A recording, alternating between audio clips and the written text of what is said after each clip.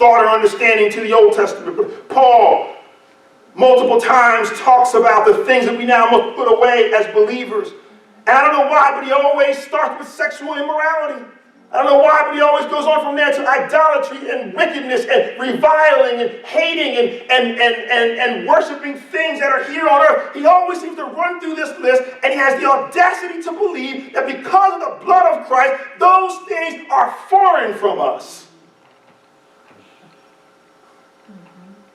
Paul scratches his head and says, what do you mean that Christians lie? You mean that there's Christians who now find their value not in the things of Christ, but in the things of who likes them and who cares for them and who's on their side and what somebody has said? You mean to tell me that there are Christians who have given their lives over to Christ and they know that their lives have been covered by Jesus Christ, and yet they find themselves wrapped in anxiety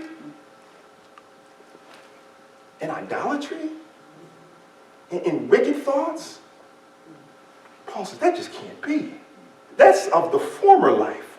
That's not of the now life. That's not what we now have in Christ. That's what we had. That's what we were. He says that was a matter of your former manner of living. But now in Christ, you have been redeemed. You've been purchased back from those things. They no longer have power or authority unless you give them power or give them authority. In Romans chapter 6, verse 11, it says, consider yourself dead to sin and alive to righteousness. You know why I still find myself fighting through the scourge of sin?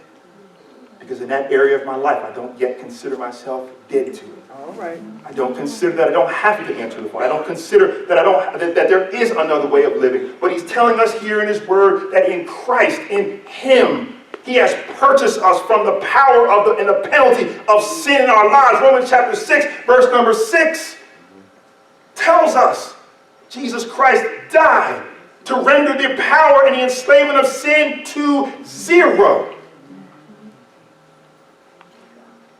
He says you've been redeemed. He forgave us. The forgiveness of our trespasses. I remember a story. I remember a time, I don't know how old I was, 11 or 12.